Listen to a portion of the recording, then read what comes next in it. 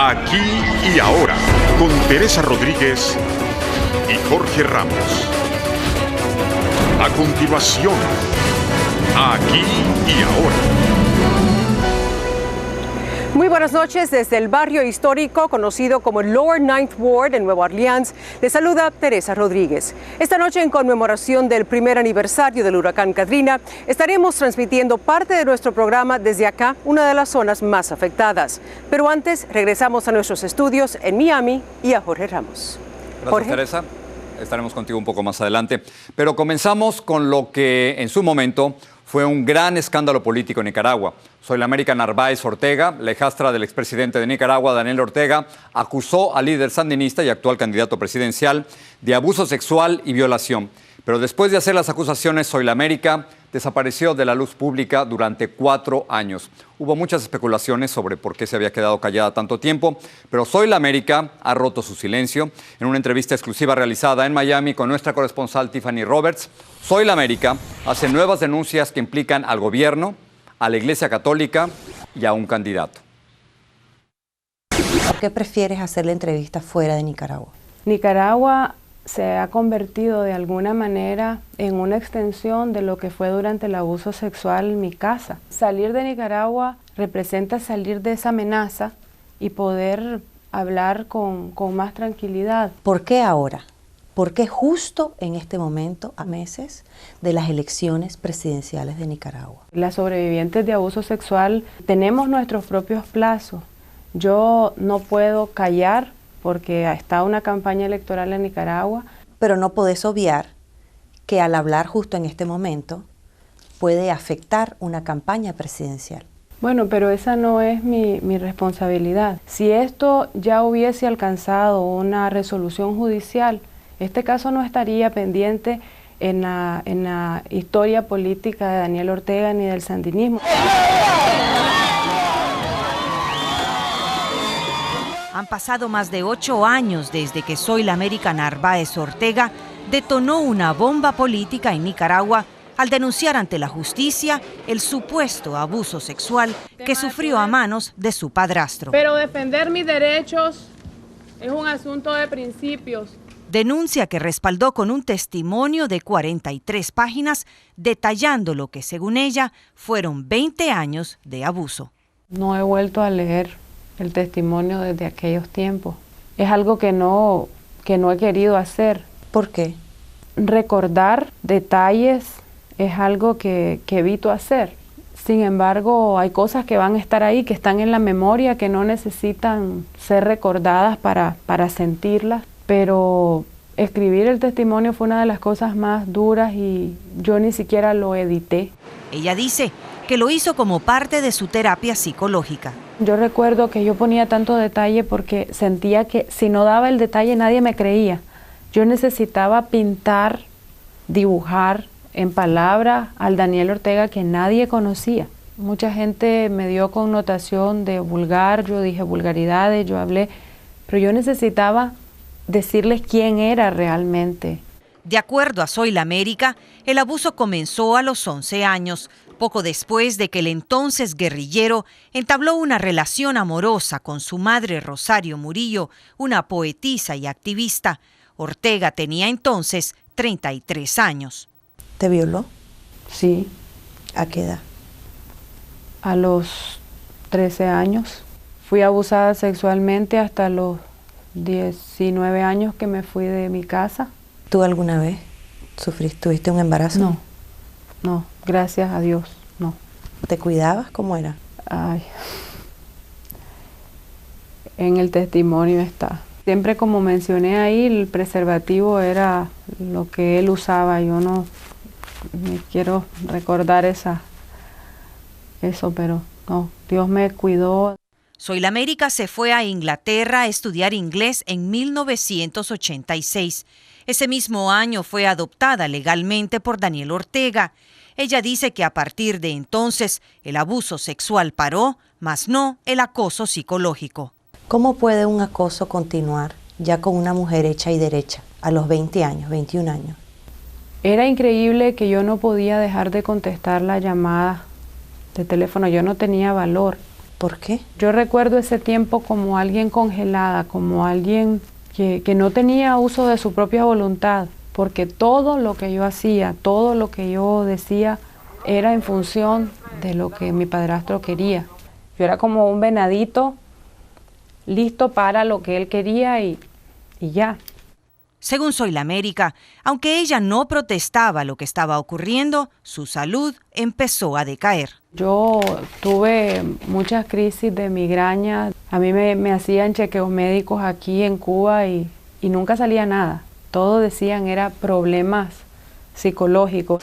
Ella pensó que su matrimonio a los 23 años con Alejandro Bendaña, un exfuncionario del gobierno sandinista, y el nacimiento de sus 2 hijos le ayudarían a sobreponerse a la dependencia a la que estaba sometida. Pero según su testimonio, el acoso continuó a través de incesantes llamadas telefónicas. Las llamadas eran para repetirme verbalmente escenas del abuso o repetirme palabras pornográficas. En 1997, después de 6 años, su matrimonio entró en crisis, lo que la llevó a buscar ayuda profesional. Meses después, acusó judicialmente a Ortega por los crímenes de abusos deshonestos, violación y acoso sexual. Fue curioso porque solo haciendo eso empecé a tener fuerzas de nuevo. A pesar de sus esfuerzos, el caso de Soy la América no prosperó debido a la inmunidad parlamentaria del expresidente. Fue por eso que, según ella, se vio obligada a buscar justicia fuera de Nicaragua. Toda mujer que denuncia tiene derecho a un proceso judicial transparente y en ese sentido eso es lo que yo continúo buscando y demandando. En 1999 llegó hasta la Organización de Estados Americanos, OEA, en Washington, D.C., para demandar a Nicaragua ante la Comisión Interamericana de Derechos Humanos por negación de justicia. El sistema de justicia nicaragüense no encontró culpable a Daniel Ortega. El investigador Manuel Orozco, de la organización independiente Diálogo Interamericano en la capital estadounidense, estudia de cerca lo que sucede en Nicaragua. Durante el proceso, al final se absolvió el sistema de justicia y dijo de que Daniel Ortega ya no era elegible a ser enjuiciado. Eso ocurrió en 2001 cuando Ortega renunció a su inmunidad. Sin embargo, alegó que los crímenes de que lo acusaban ya habían prescrito y una juez falló a su favor. Lo que aquí faltó fue la investigación. Alberto Noboa es el procurador de Nicaragua. ¿Hasta dónde eran realmente ciertos los hechos narrados por la señora? Saber si se cometió el delito y quién lo cometió y en qué tiempo se cometió. A comienzos de 2002, por sugerencia de la OEA, Soy la América se reunió en Washington, D.C., con el entonces recién elegido presidente de Nicaragua, Enrique Bolaños. Después de haberle explicado la necesidad de que el Estado respaldara mi demanda, el presidente Enrique Bolaños me dijo en sus propias palabras, consuelo y resignación. Que tú deberías tener que consuelo. Yo debería tener consuelo y resignación. ¿Y tu respuesta cuál fue? Yo callé porque, y me fui, me despedí, me fui, pero para mí fue evidente que ellos no iban a hacer nada. El presidente Bolaños confirmó que hubo ese encuentro. Resignación en la parte moral. Ella lo que buscaba era compensar la parte moral con un pago. Eso no compensa, pero la parte moral allá, ella que lo sufrió, es la única que puede consolarse. La demanda vino y le obligan a Nicaragua a pagar. Después ella nos dijo, no, porque ya me arreglé, me pagó otro. Después de ese primer encuentro con el presidente Bolaños en Washington y siguiendo la recomendación de la Comisión Interamericana de Derechos Humanos, Soy la América comenzó una serie de negociaciones con representantes del gobierno nicaragüense. Ese mismo año se casó con Alberto Araica en una ceremonia cristiana menonita. Si vos encontraste la paz en tu vida, ¿por qué entonces revolver todo esto nuevamente y volver a crear un huracán? El precio de la paz no puede ser el silencio. El procurador Noboa insiste que el Estado tiene todas las intenciones de negociar. Que tengo entendido que casi la mayor parte de los puntos de la señora Soy la América Narváez hayan sido aceptados, que tal vez el único punto donde había poco discusión era la parte económica. Según un documento obtenido por Aquí y Ahora, Soy la América pedía una indemnización de poco más de $150,000. Tu última aparición en público en 2002, y de ahí nadie supo nada de Soy la América. Muchos dijeron que te habían comprado tu silencio. ¿Qué pasó? Yo necesité un tiempo para mí, para mi familia. Yo llevaba 5 años de lucha judicial. Pero la llegada de esta carta en marzo pasado la sacó de su retiro voluntario. En ella, la Comisión Interamericana de Derechos Humanos le pidió actualizar los datos de su caso.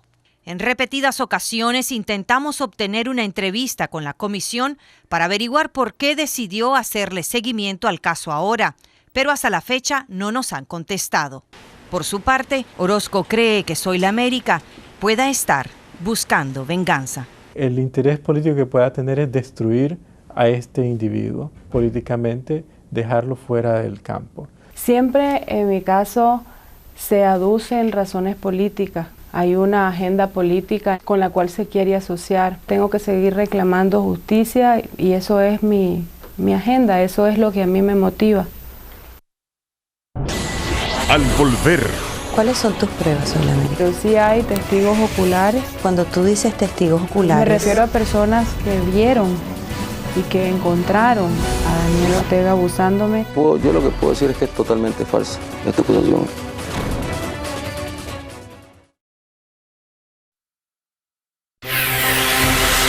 Aquí y Ahora continúa.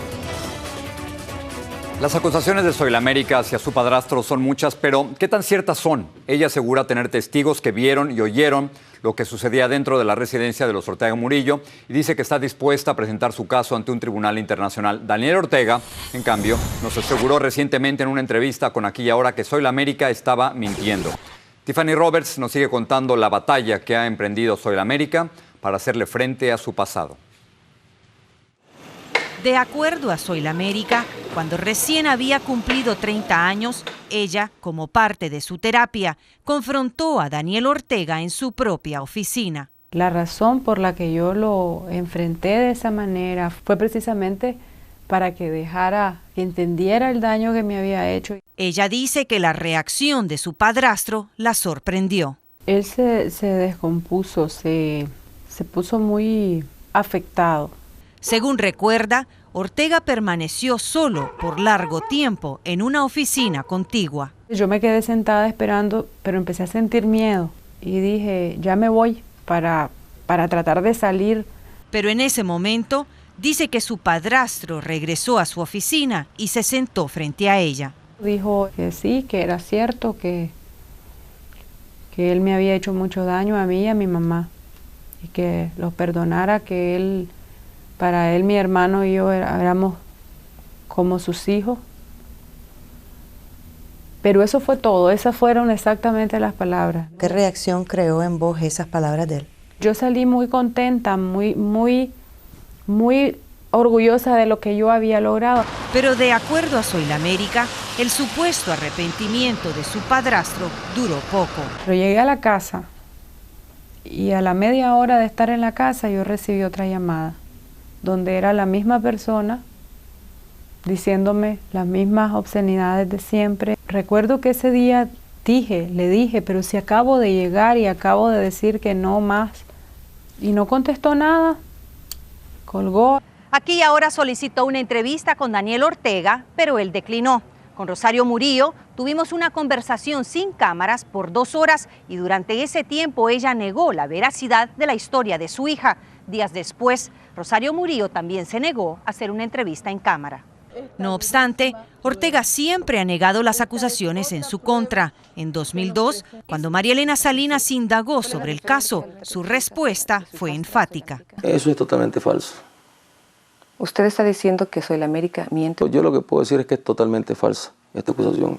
Este año lo volvió a negar en una entrevista con Jorge Ramos. Veo como ese como un capítulo ya superado. Ella está mintiendo. Es falso, está mintiendo, claro que sí. ¿Cuáles son tus pruebas, Soy la América? Mis pruebas, bueno, hay un peritaje psicológico hecho en aquel momento, hay testigos oculares. Cuando tú dices testigos oculares... Me refiero a personas que vieron y que encontraron a Daniel Ortega abusándome. Uno de los supuestos testigos es esta mujer, quien jamás ha hablado del tema públicamente. Ella accedió a darle una entrevista a Aquí y Ahora con la condición de que protegiéramos su identidad. Socorro, como la llamaremos, trabajó como ama de llaves en la residencia de los Ortega Murillo por 10 años, algo que confirmamos con la misma Murillo. ¿En qué momento usted percibe que a esa niña le pasa algo? Cuando ella directamente me contó de que el señor se había metido al cuarto y había estado tocando. El señor de la casa siendo Daniel Ortega. Así es. Pero usted trató de ayudarla. Planeé llevarla donde un psicólogo y entonces la llevé, pero al llegar donde el psicólogo, casi en la puerta, se me regresó. Socorro asegura que con frecuencia Zoila América se refugiaba en su cuarto por las noches. Cuando él llegaba, tocaba las puertas del cuarto donde estaba ella y estaba yo, y ella salía, regresaba hasta después de una hora. Según Socorro, un día la esposa de Ortega lo sorprendió al llegar a la casa. La puerta de la entrada principal a los cuartos estaba enllavada. Ella se fue por la parte de atrás y fue a buscar al lado de su cuarto y ahí encontró, ahí estaba ella, pues estaba él. ¿Quiénes estaban? Daniel y Zoila América. ¿En la habitación? En la habitación. La niña sale, él se queda hablando con Rosario. ¿Usted piensa que Rosario sabía lo que sucedía en esa casa? Claro que sabía. ¿Por qué lo dice con tanta seguridad? Porque sí que lo sabía, si lo sabíamos todos. Hablo de los trabajadores, de los empleados. Y todos sabían, nada más que todo el mundo se callaba, nadie hablaba nada. Deme una idea como cuántas personas trabajan. Alrededor de 12 personas que estábamos adentro. ¿Por qué no podían hablar? Teníamos que oír, ver y callar. Ella dice que su última conversación con Murillo fue muy desagradable. Ella me acusa de yo ser la culpable de lo que pasaba por no haberle dicho en el momento. ¿Qué le dijo usted? Que yo le trabajaba a un presidente, no le trabajaba a cualquiera, pues. Consultamos con la psiquiatra Gioconda Batres en San José, Costa Rica, pionera de la investigación sobre abuso sexual e incesto en Latinoamérica. Porque nadie quiere lidiar con el abuso sexual, ¿verdad? Nadie quiere lidiar con los papás y con los padrastros y con la familia y con los dilemas y que ese es el primo y que el hermanito y que el abuelito. Ella asegura que uno de los mayores retos en las denuncias de incesto es saber quién está diciendo la verdad. Estamos luchando por una cultura de la denuncia. Estamos luchando en América Latina para que los niños y las niñas no se queden callados. Estamos luchando para que las instituciones sean sensibles. En estos últimos 4 años, tú tuviste un acercamiento con tu madre. ¿Cómo fue eso? Yo recibí una llamada de mi mamá preguntando si yo tenía algo que decirle. Yo sentía la necesidad de decirle a mi mamá que yo no la culpaba por lo que pasó y que yo podía perdonarla a ella por todo lo que ella no había hecho por ayudarme. ¿Ella alguna vez te ha aceptado? Significaría aceptar que Daniel Ortega abusó sexualmente de mí desde que yo era una niña. Rosario Murillo, además de esposa de Ortega, es su portavoz y más ferviente defensora. No puedo culpar a mi madre de lo que pasó.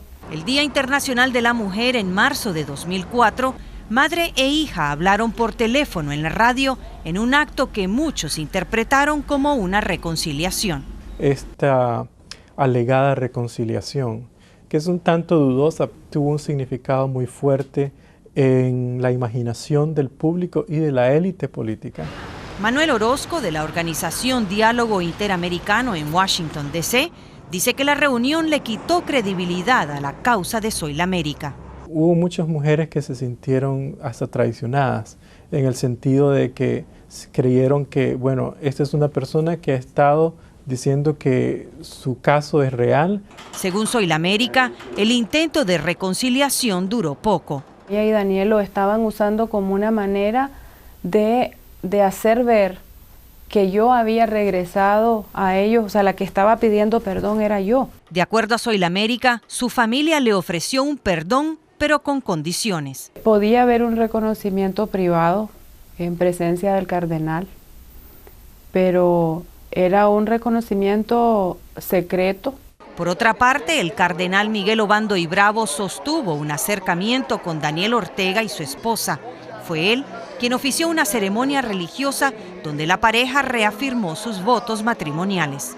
¿Alguna vez tuviste contacto directo con alguien de la iglesia? Yo intenté hablar con el cardenal al inicio de mi denuncia, pero al parecer él ya estaba claro a quién iba a apoyar. Solicitamos una entrevista con el cardenal Obando y Bravo, pero él decidió no hablar en esta oportunidad. ¿Cómo haces con la gente que simplemente no te cree? Las respeto. No estoy obsesionada con que me crean. ¿Tú has pensado qué te va a pasar si Daniel Ortega gana las elecciones? Yo no tengo miedo, Tiffany. También asegura que no odia a su padrastro. ¿Qué sentimientos te despierta cuando ves la imagen de Daniel Ortega en la televisión? Antes era impotencia, ahora es simplemente, es como ver una película y decir que él algún día le va a llegar su momento también de poder liberarse, ojalá. Soy la América también lleva un caso judicial en la Corte Civil de Nicaragua con el que pretende anular su adopción por parte de Daniel Ortega y así recuperar el apellido de su padre biológico. Ella trabaja ahora en la Fundación Sobrevivientes, creada por Soy la América y su esposo para atender a víctimas de incesto y abuso sexual.